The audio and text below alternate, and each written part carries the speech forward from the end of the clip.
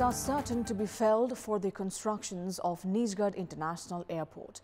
In a report released this week by the project, the first phase counting has determined that 300,000 trees will be sacrificed. While development is a necessity for better well-being of humans, finding a balance in catering to our interest at the cost of the environment must be checked at all steps. Good morning, I'm Sarah Sapsanama and these are the top stories of the hour. Prime Minister Oli says the lower house cannot be reinstated, that the Hal Nepal faction replaces Dormani Podal with Ashtalakshmi Shakya as the parliamentary party leader. First round of counting shows more than 300,000 trees certain to be cut in 2 of the 12 sections to construct the Nijgarh International Airport. At least 22 people killed and more than 50 wounded in an attack at the airport in the southern Yemeni city of Aden. And Liverpool and Newcastle settle for a goalless draw in the English Premier League. Liverpool failed to score for the first time this season.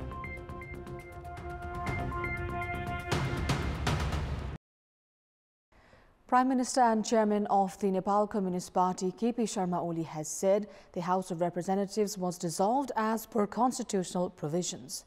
Addressing a gathering of party cadres in the capital, Premier Oli reiterated that the dissolved lower house could not be reinstated as the President had endorsed the proposal upon the recommendation of the two-third majority government.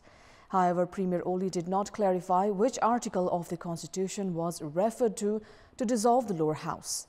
During his address, the Premier attempted to reassure the cadres that the achievements of republicanism and the Constitution were safe and that the dissolution of the lower house would not affect the state.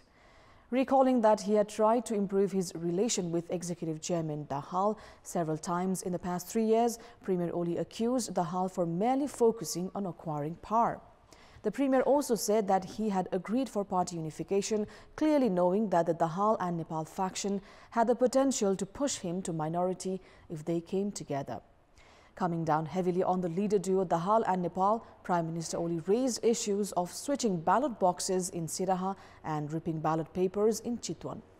Prime Minister Oli also went on to mock the Dahal Nepal faction, calling Nepal a cadre of Executive Chairman Dahal. Meanwhile, the Pushpa Kamal Dahal Madhav Kumar Nepal faction of the ruling NCP has chosen Ashtalakshmi Shakya as a parliamentary party leader for Bagmati province. The decision was taken at the meeting held earlier on 24th of December at the party headquarters in Paris, Dada, and announced yesterday. Shakya was chosen to replace Dormani Podal at the parliamentary party. Chief Minister of Bagmati Province, Dormani Podal, had taken actions against leader Shalikram Jamkatel from the Dahal Nepal faction and whip Buddhiman Maji. Likewise, Podal had given a 24-hour ultimatum to 30 lawmakers to furnish a clarification for signing a no-confidence motion. Leader Ashtalakshmi Shakya has urged the lawmakers not to provide a clarification to the Bagmati Province Chief Minister, saying he is no longer a parliamentary party leader. Lawmakers from the Dahal Nepal faction in the Bagmati Province Assembly had submitted a no-confidence motion or proposal against Podal on 25th of December. The ruling party has 80 lawmakers in the Provincial Assembly. 34 of them are from the KP Sharma Oli faction, while 46 are from the Dahal Nepal faction. Now, more than 300,000 trees are to be felled in Bara for the construction of Nijgarh International Airport based on a first-round calculation carried out by the project team. Currently, the project is working to manage the local settlements in the region. 2 out of 12 plots allocated for the airport will see 57,000 trees felled. An estimation for the trees in the remaining 10 plots is still awaited. It's been years since Bimala Thapa, a local from Bara's Tagia settlement, heard of the Nijgarh International Airport. As the National Pride project has yet to gain momentum, Bimala doubts if the airport will be constructed at all. The settlement that Bimala grew up in was established some 55 years ago. She's of the view that the yet-to-be-constructed airport has obstructed upgradation works in her own community. One of the major challenges that the project team faces is the management of the local settlement. Residents of over 1,476 households have been demanding the government to either relocate them or to expand their existing settlement. Project officers say the main constructions would only begin once the management of these settlements are done. The other challenge facing the project is the felling of trees and the loss of biodiversity. The first phase of the project includes construction in 1,900 hectares of land. The Supreme Court has received numerous cases against the construction of the airport, citing its impact on the environment. The project had divided the entire airport area into 12 sections for counting the number of trees that will be felled. Forest officials say the cases will reach a conclusion after the counting finishes. Bara's Nijgarh was chosen as the best location for Nepal's second international airport following a feasibility study. However, the project has faced backlash since the very beginning, as many campaigners have voiced serious concerns on the impact its construction will have in the biodiversity of the region. The number of bank crimes has been on the rise in recent time. However, unlike robbery or security breaches from external forces, financial crimes this time around have seen bank officials themselves colluding in the act. Officials of around 20 banks have been involved in irregularities worth 3 billion rupees in the past 4 years alone. This includes the involvement of 60 individuals, including high-ranking officials.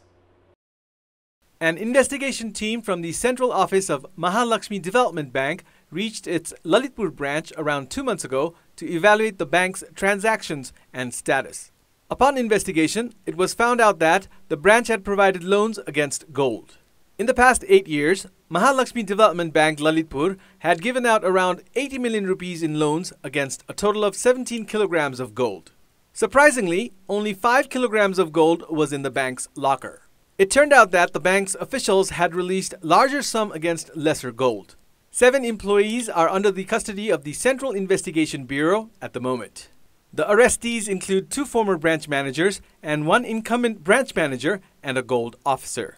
त्यो 12 kilo सुनको राखे बापत पाउने loan चाहिँ ऋणीहरूले पाए बापत सुन जाँचका लिए कुन ढंगबाट राखिएको अथवा कति पायो अथवा सिग्नेचर गर्ने मा मिलो मात्र यदि हो भने कति पायो त्यो सम्बन्धमा चाहिँ हामीले अनुसन्धान गरिरहेका छौं। अहिले हामी सरस्वती सोझो भाषामा बुझ्नु पर्दा चाहिँ 7 केजी सुन चाहिँ अनाधिकृत रूपमा राखिएको नाटक गरेर लोन प्रवाह भएको देखिन्छ। In the past 3 years, the CIB has taken actions against 20 commercial banks and financial institutions. Likewise, during this period, 10 officers and 50 lower-level employees of these institutions have been arrested in connection with bank crimes. Based on CIB's record, bank officials have colluded in financial irregularity of around 2.56 billion rupees. They have either provided unjustifiable sum of loans, transferred customers' balance into their own accounts, and or used ATM and other confidential information to their favor. Bank कर्मचारी र केही broker समेत मिलेर चाहिँ करिब यो 5 वर्षको बीचमा चाहिँ लगभग 3 अरब ठगिनु अथवा हानि नोक्सानी हुनुको सामान्य कुरो होइन। यो डाटाले देखाउँछ। स्वयं कर्मचारीकै संलग्नतामा यस्तो हुन्छ भने डेफिनेटली अब चाहिँ आर्थिक अर्थतन्त्रमा ठूलो असर गर्छ। यसले चाहिँ अब तपाई भन्नु सम्पत्ति शुद्धिकरणका कुराहरुदेखि लिएर सबै कुराहरुमा चाहिँ यसले असर गर्छ। The current scenario has raised questions on the reliability of banks that the public at large trust with their earnings. In our Public Voice segment, we have asked locals in Parvat district why are leaders always focused on their vested interests. Let's take a look at what they had to say.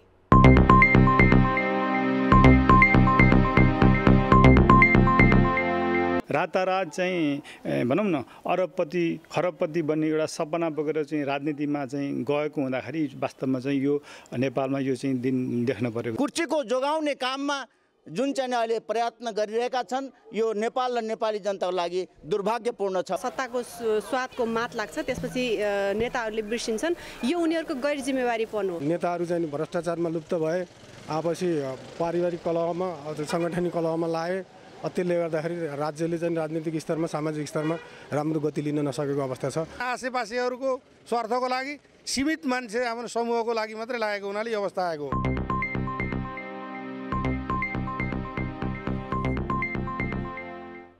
Time now for our segment Public Pulse, where you text us with your opinion. The question is, what is the reason for bank employees themselves being more involved in financial crimes? Your options are A, weak regulation, B, defective security system, and C, legal loopholes. The voting is on. Type NEWS, select your option A, B or C and send it to 34001 to share your opinion with us. Time now for the sports news.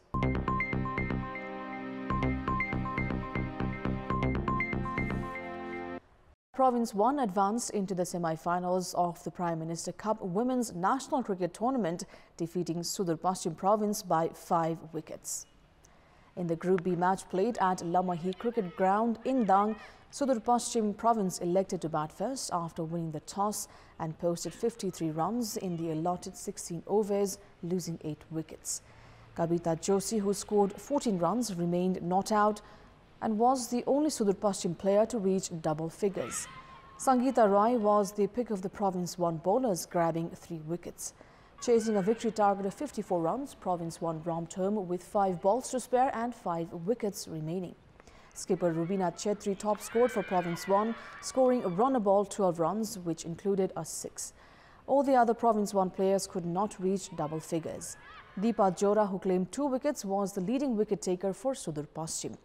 Province 1, winning their second consecutive match, have booked a spot in the semi-finals of the tournament. Meanwhile, in another Group B match of the Prime Minister Cup Women's National Cricket Tournament, Bagmati Province defeated Gandaki Province by 65 runs. In the match played in Lamahi Dang, Bagmati Province won the toss and chose to bat first. Bagmati batted well and posted a challenging total of 153 runs in the stipulated 20 overs, losing 4 wickets.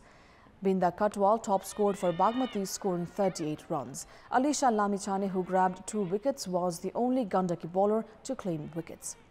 Chasing a target of 154 runs for victory, Gandaki Province managed to score 88 runs in 20 overs, losing 5 wickets.